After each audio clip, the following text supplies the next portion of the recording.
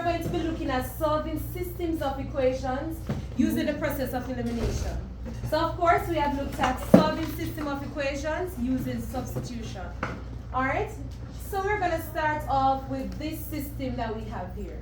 So 3x plus 4y equals 30. Then we have 3x plus 5y equals 33. Now, when we're using the process of elimination, one of the things we want to do, as the term says eliminate, the root word eliminate, we want to get rid of one of the variables. So we have x, we have y. So we need to get rid of one.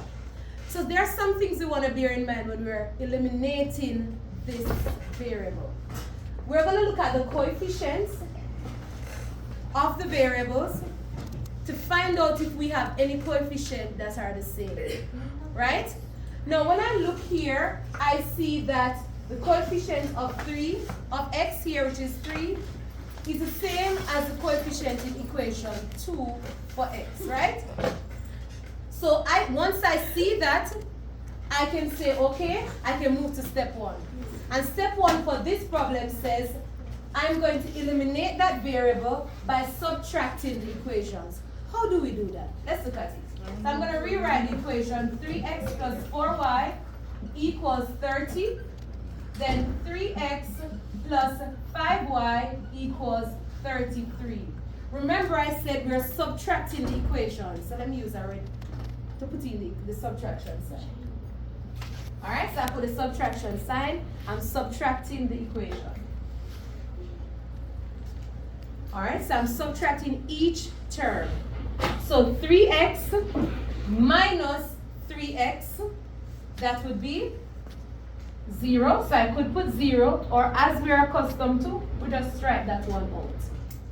Then we have 4y minus 5y. 4y minus 5y. So if you have 4 y's, that's 1, 2, 3, 4 y's, right? Then we have minus 5 y's. 1, 2, 3, 4, 5. So we created 1 0 pair, another 0 pair, another 0 pair, another 0 pair. So what's our answer? Minus y, or negative y. So that means 4y minus 5y is negative y. Alright? Now we're going to go on this side now.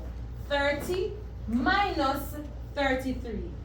So of course, 30 of these positive would create 0 pairs with 30 of these negatives. So what would we be left with?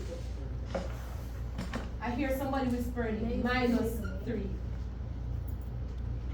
So minus y is equal to minus 3. But remember, at the end of the day, we want to find a value for y and not minus y.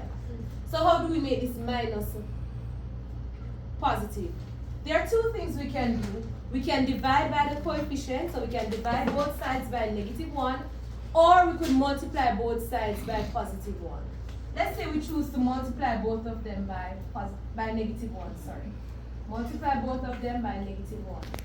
So negative 1 times negative y is going to give me what? Positive y equals negative 3 times negative 1 would be what? Positive 3. So therefore we just found a value for y. So now that we found the value for y, we need to go ahead and find the value for x. No? Question? Oh. So we can select any of the equations that we started out with, equation 1 or equation 2. So what we're going to do now, we're going to substitute the variable y. So wherever we see y, we're going to replace it with 3. So let's say we choose to use with the first equation. The first equation says 3x plus 4y equals 30. 3x plus 4y equals 30. Now, I'm going to write back my 3x plus 4. Now, wherever I see y, what should I replace it with? 3. So I'm going to replace it with 3. Equals 30.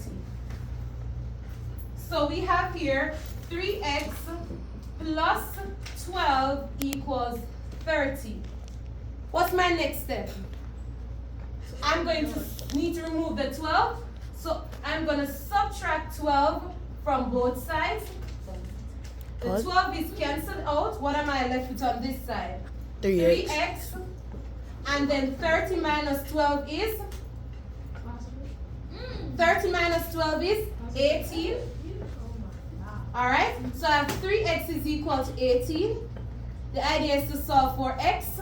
Since 3x is the same as 3 times x, I'm doing the opposite, which is to divide both sides by 3. Right? The 3 gets cancelled out.